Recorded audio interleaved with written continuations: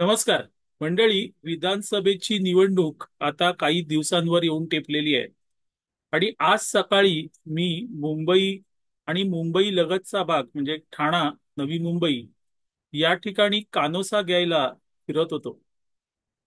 एकंदरीत चित्र असं अस्पष्ट आहे. कोणालाही खात्रीशीर असं सांगता येत नाही की या निवडणुकीत काय होईल. पण मित्रांनो, 4-5 जणांनी माझ्याकडे अशा प्रतिक्रिया दिल्या, त्या प्रतिक्रिया बोलक्या होत्या. आणि त्या प्रतिक्रिया काय होत्या, तर त्यांनी सांगितलं मला की निवडणुकीत म्हणजे या निवडणुकीत कोण जिंकेल हे सांगता येणार नाही, पण शरद पवार यांचं राजकारण निवडणूक निकालानंतर सुरू होईल. आणि अशा प्रतिक्रिया देणारी कोणी तज्ज्ञ मंडळी नव्हती मित्रांनो. रस्त्यावरचा फळ विक्रेता होता, त्यानंतर एक रिक्षावाला होता, एक भाजी विक्रेती होती, अशी सर्वसामान्य लोक होती. पण त्यांच्या प्रतिक्रिया ज्या एका अर्थाने सारख्याच होत्या, त्याने मला विचार करायला लावला. आणि त्यानंतर अनेक ठिकाणी मी त्या अनुषंगाने काही प्रश्न विचारले. तर असं कळलं की अनेकांना असं वाटतंय की या निवडणूक निकालानंतर शरद पवार असा काही गेम करतील की एकनाथ शिंदे यांच्या शिवसेनेला सोबत घेतील आणि एकनाथ शिंदे, शरद पवार यांची राष्ट्रवादी काँग्रेस आणि काँग्रेस अशी मिळून हे तिघ जण सरकार स्थापन करतील. एकंदरीत या प्रतिक्रिया सर्वसामान्यांच्या होत्या.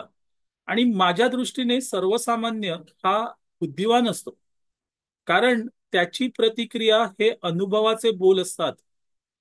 तो जे प्रत्यक्ष बघतो ऐकतो, त्यातून तो आपली प्रतिक्रिया मांडत असतो. त्यानंतर या सगळ्या गोष्टीचा मी विचार केला, तर हे नेमकं अशी प्रतिक्रिया येण्यास कारण काय, हे मला जाणून घ्यायचं होतं. आणि काही कार्यकर्त्यांशी याबाबत चर्चा झाली, तर असं कळलं की शरद पवार हे वर्षा बंगल्यावर एकनाथ शिंदे यांना विधानसभा निवडणुकीच्या पार्श्वभूमीवर भेटले होते. आणि त्यानंतर ही बातमी वेगाने महाराष्ट्रभर पसरली की पवार, एकनाथ शिंदे यांची शिवसेना आणि काँग्रेस हे निवडणुकीनंतर सरकार स्थापन करत. आता हे जवळजवळ प्रत्येक मतदारसंघात असाच काहीसा होरा होता अनेकांचा. मग हे आलं कुठून मित्रांनो, आलं कुठून? तर याचं मुख्य कारण म्हणजे शरद पवार यांनी विधानसभा निवडणुकीच्या पार्श्वभूमीवर डाव टाकला.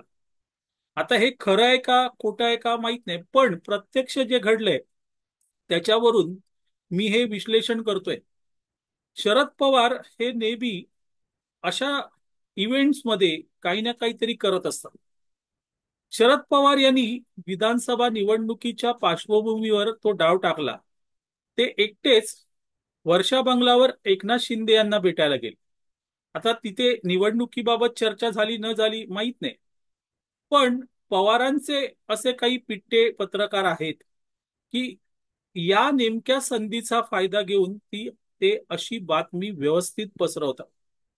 आणि त्याप्रमाणे त्यांनी ही अशी बातमी व्यवस्थित पसरवली मित्रांनो. आणि आज परिस्थिती अशी आहे की अनेकांना हे खरं वाटतंय की पवार आणि एकनाथ शिंदे हे विधानसभा निवडणुकीच्या निकालानंतर एकत्र येत.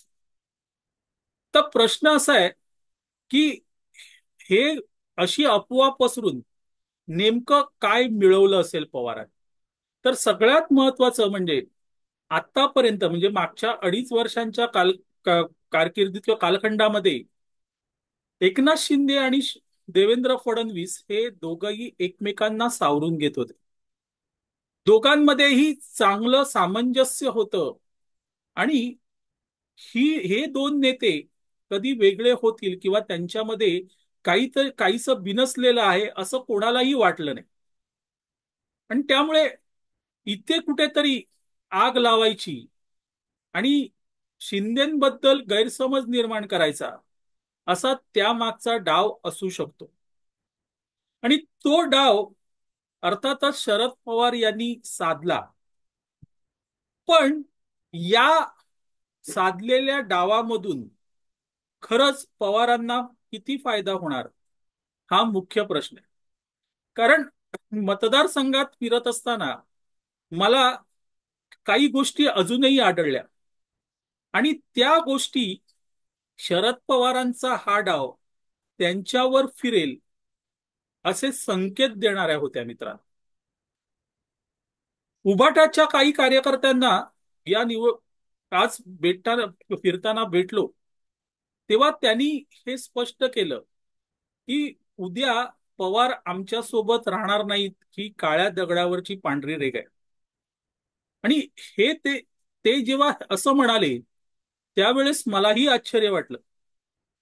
कारण लोकसभा निवडणुकीमध्ये पवारांच्या विरोधात एक अवाक्षरही काढलं तर ते अंगावर धावून यायचे. आणि आता मात्र उबाटाचे कार्यकर्ते हे पवारांच्या विरोधात बोलत आहेत. पवार आमच्या सोबत राहणार नाहीत हे आम्हाला माहिती आहे असं सांगतायत. आणि त्यामुळे या विधानसभा निवडणुकीत जे काय होईल ते आम्हाला स्वबळावर मिळवायचंय असा त्यांचा विश्वास आहे. आता पवारांवरचा विश्वास जो कधी शिवसैनिकांमध्ये म्हणजे उबाटा सैनिकांमध्येही होता तो पवारांच्या या डावामुळे डळमळीत झालेला आहे. दुसऱ्या बाजूला काँग्रेस जी कधीच पवारांवर विश्वास ठेवत नव्हती तीही आता आपल्या या विश्वासावर म्हणजे पवारांवर विश्वास ठेवायचा नाही या विश्वासावर अधिक ठाम झालेली आहे. काँग्रेसचे कार्यकर्ते स्वतः सांगतायत की काही झालं तरी आम्हीच मोठा भाऊ असणार आहेत आणि पुढे जे सरकार स्थापन होईल त्याचे टर्म्स आम्ही डिक्टेट करणार आहोत. हे करताना आम्ही केवळ काँग्रेसचं हित बघणार असं ते अगदी ठामपणे सांगतात. यातून एक स्पष्ट होतं की या सगळ्या डावामुळे पवारांनी काँग्रेसवरचाही विश्वास घालवून बसलेला आहे. तिसरी मोठी गोष्ट जी मला कळली ती म्हणजे पवारांचे खुद्द जे कार्यकर्ते आहेत ते कार्यकर्ते आता खुश आहेत.